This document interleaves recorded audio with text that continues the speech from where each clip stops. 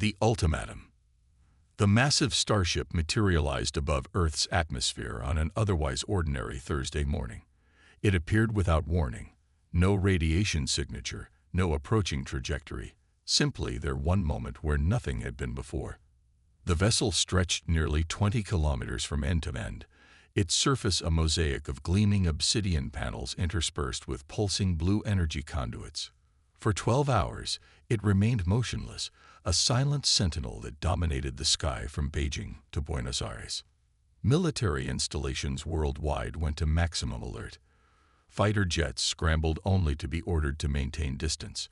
Nuclear arsenals were primed but held in check by the terrifying awareness that whatever technology could transport a vessel of that size instantaneously across space would likely render Earth's most powerful weapons meaningless.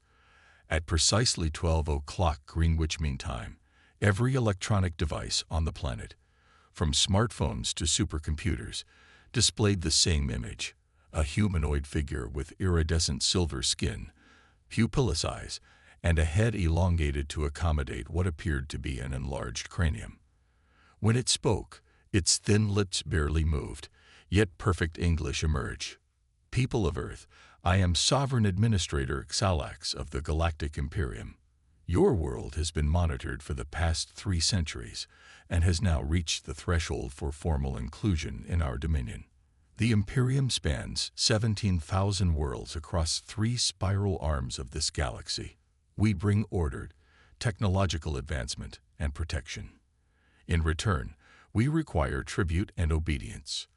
The transmission continued, outlining the generous terms of Earth's subjugation. 30% of all natural resources to be harvested for Imperium use. 1 million humans annually to serve in Imperium labor and military forces, and the immediate dismantling of all nuclear weapons and space exploration programs.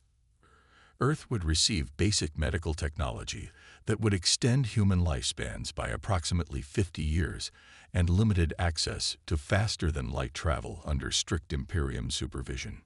Your governing bodies will convene with my diplomatic corps in 72 hours to formalize acceptance. Rejection of these terms is not advised. The transmission ended abruptly, leaving 8 billion humans in stunned silence. In Washington, D.C., President Elena Reyes sat in the White House Situation Room surrounded by her national security team and representatives from 20 other nations connected via secure video conference. "They're not asking," said General Wei Zong of the Chinese military forces, his face grim on the monitor. "This is a colonization with the thinnest veneer of diplomacy." "We need more information," replied Dr. Aisha Mbeki, South Africa's foremost astrophysicist. "Their technology is clearly centuries beyond ours, but every system has vulnerabilities." President Reyes, a former combat pilot with a doctorate in international relations, leaned forward. "Then let's find them. I want everything we can possibly learn about this ship, its occupants, and their technology in the next 24 hours.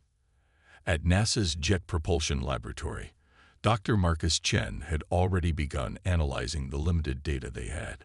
The Imperium vessel had blocked most attempts at scanning, but there were anomalies worth noting.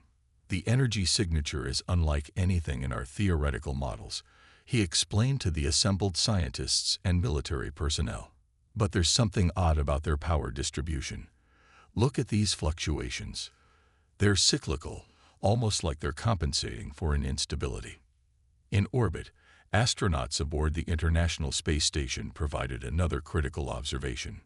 "The ship's hull temperature is significantly lower than ambient space," reported Commander Sofia Rodriguez. "It's actively cooling itself, and the rate suggests an enormous heat management challenge." Piece by piece, a picture began to emerge. Despite its overwhelming technological superiority, the Imperium vessel showed signs of strain.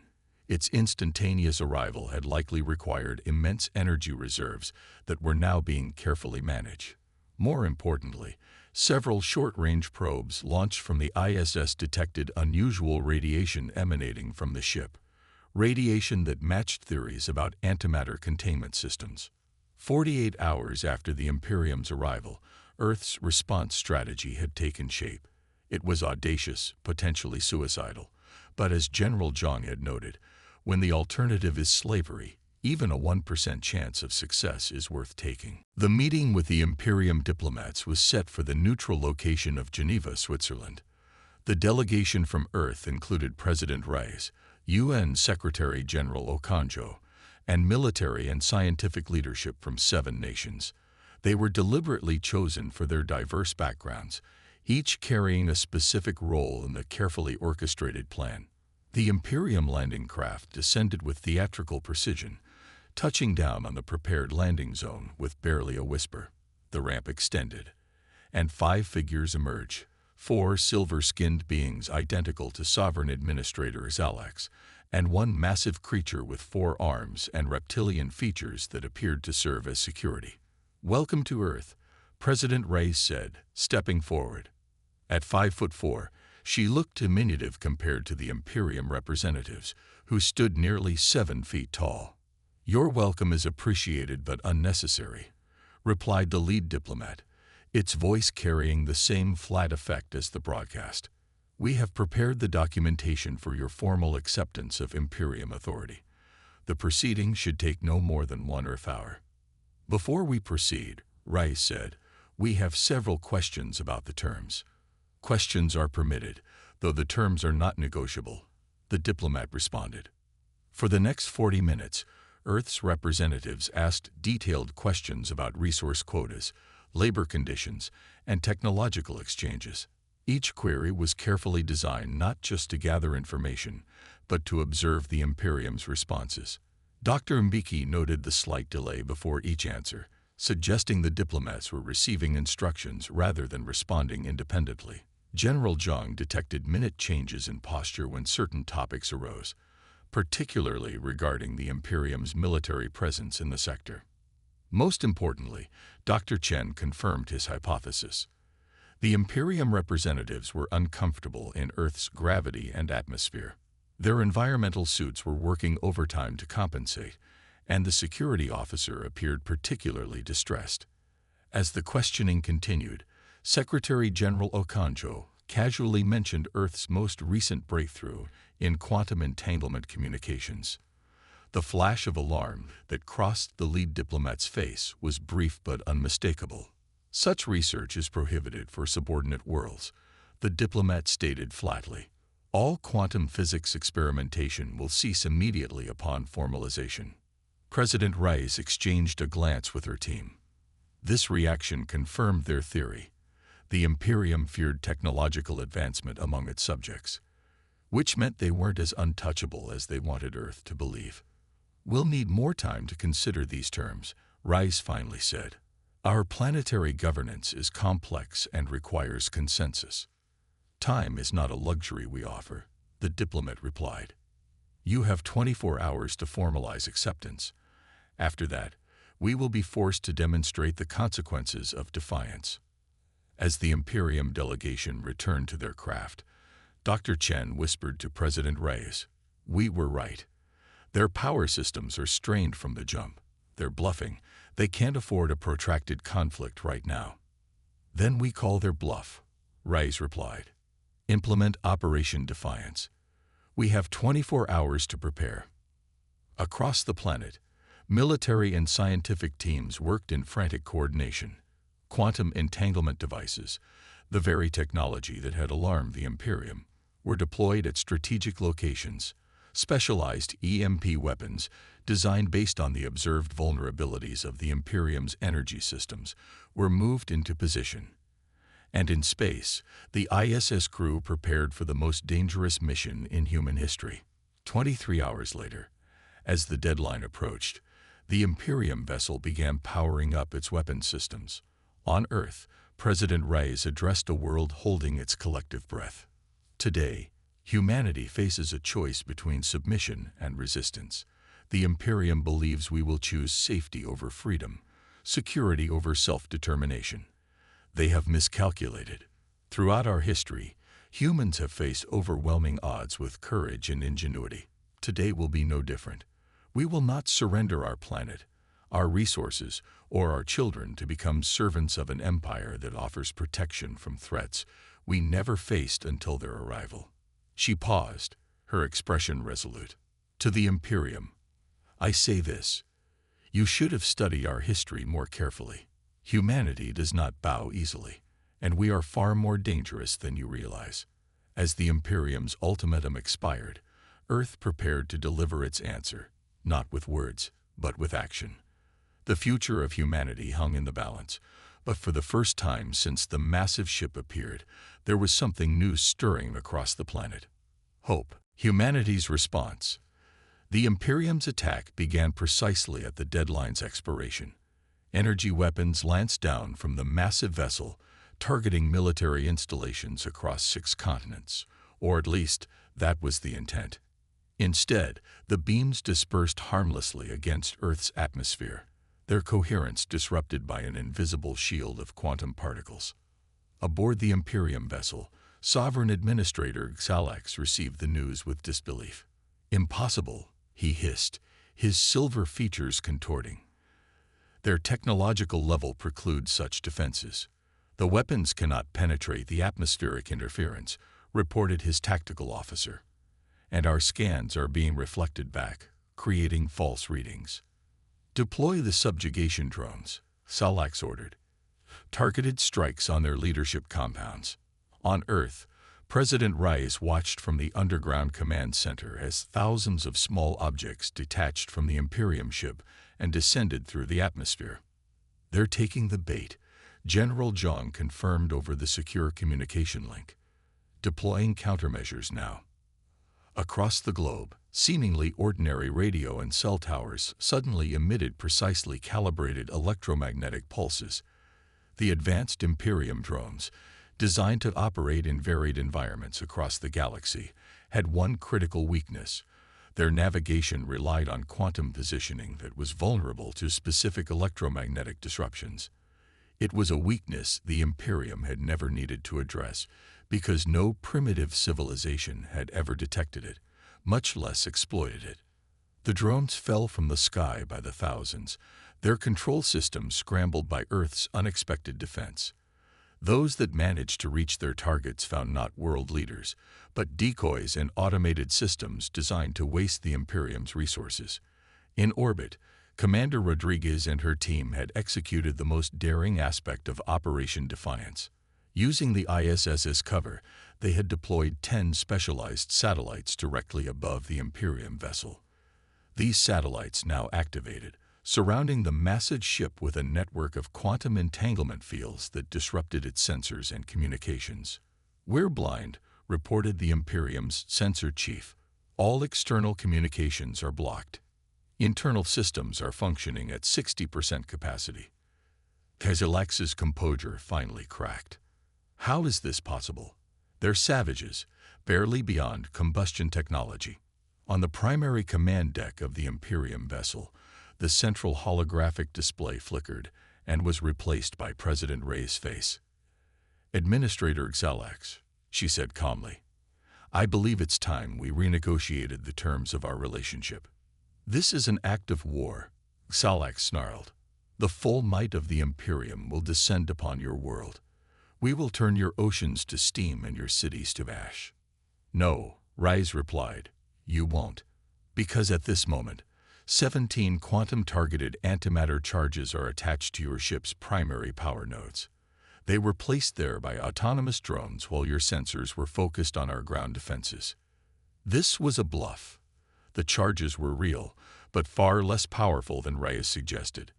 However, the Imperium's own scans had been compromised to show exactly what Earth wanted them to see. "You're lying," Xalax said, but uncertainty had crept into his voice. "Your ship's antimatter containment systems are already unstable after your jump to Earth," Rice continued. "Your power fluctuations suggest you used most of your reserves to travel here.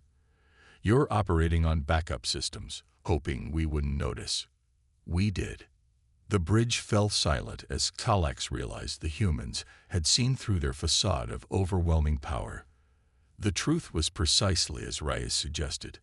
The Imperium vessel had been dispatched to this remote sector with minimal resources, expected to subjugate a primitive world with intimidation rather than actual force.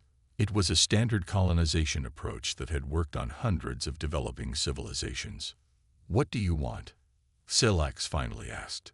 "First, you will withdraw from Earth orbit immediately. Second, you will acknowledge Earth's sovereignty and our right to develop without Imperium interference. Third, you will provide us with data on the other civilizations in this sector, particularly those who might share our interest in independence." Silax's expression darkened. "You ask too much." "Perhaps I wasn't clear," Rice replied. "These aren't requests, and to demonstrate our seriousness." She nodded to someone off-screen.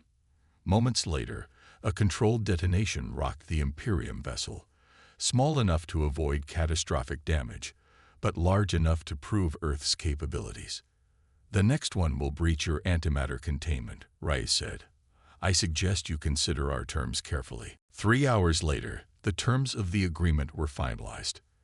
The Imperium vessel would withdraw from Earth space immediately.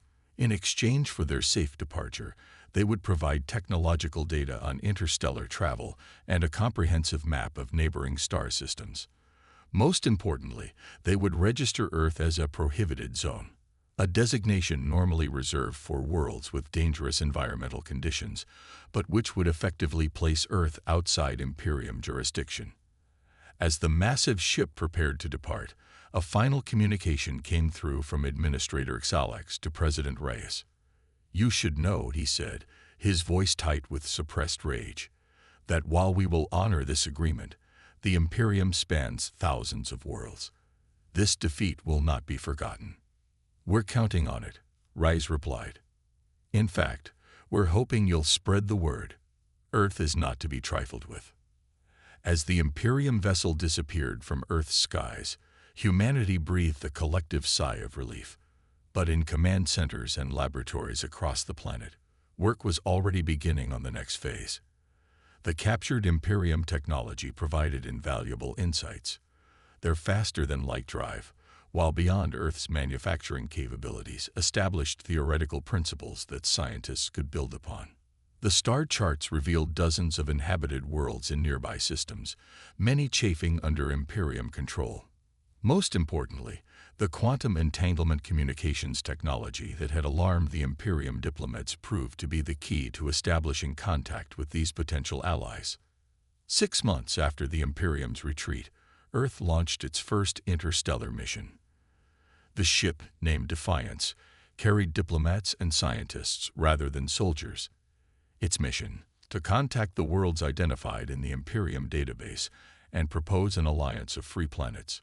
1 year later, representatives from 7 non-Imperium worlds gathered in Geneva, the same location where Earth had faced its ultimatum. Together, they formed the Mutual Defense Accord, a coalition dedicated to technological cooperation and resistance against Imperium expansion. Commander Rodriguez, now Admiral of Earth's first deep space fleet, stood beside President Reyes as they welcomed the alien delegates. "Did you ever believe this was possible?" Rodriguez asked quietly. "When that ship first appeared, did you think we'd be here a year later, forming an interstellar alliance?" Reyes smiled. "Humanity has always excelled when facing impossible odds. The Imperium made a crucial mistake. They judged us by our technology, not by our spirit." The Xantari delegate, a crystalline being that communicated through light patterns, approached them. Its translator converted the pulses into English. "The Imperium has withdrawn forces from 3 border systems in the past month," it reported. "Their council is divided on how to respond to the growing resistance. Your strategy is working." "It's not just our strategy," Reyes replied. "It's the strategy of free worlds everywhere. The Imperium ruled through isolation and intimidation, making each world believe it stood alone. That illusion is breaking." Across the hall, Earth scientists shared data with their alien counterparts. The combined knowledge of 7 distinct civilizations had accelerated technological development at an unprecedented rate. Already, a new generation of ships was under construction, vessels that could challenge Imperium military supremacy. But more powerful than any weapon was the idea that had spread from Earth throughout the nearby stars: Resistance was possible. The Imperium, for all its territorial vastness, was stretched thin, dependent on fear rather than actual force in many sectors. As more worlds joined the alliance, that fear diminished. 3 years after the day the massive ship appeared in Earth's sky, humanity had transformed from an isolated civilization on the verge of subjugation to a founding member of the most significant challenge the Imperium had faced in centuries. Earth's defensive technologies had been distributed to alliance members, rendering Imperium standard tactics ineffective. Supply lines had been disrupted, communication networks compromised. The Imperium's reach had begun to contract for the first time in a millennium. And it had all started because they had chosen the wrong planet to intimidate, a planet whose inhabitants had spent their entire history overcoming seemingly insurmountable odds, adapting to new threats, and refusing to surrender their freedom no matter the cost. In the Great Archive Hall of the Alliance headquarters, a simple plaque commemorated the event that had changed the course of galactic history. It bore a quote from President Ray's address to the Imperium ship 3 years earlier. "You should have studied our history more carefully. Humanity does not bow easily, and we are far more dangerous than you realize." The Imperium had learned this lesson too late. Humanity, and the growing alliance of free worlds, would ensure they never forgot it.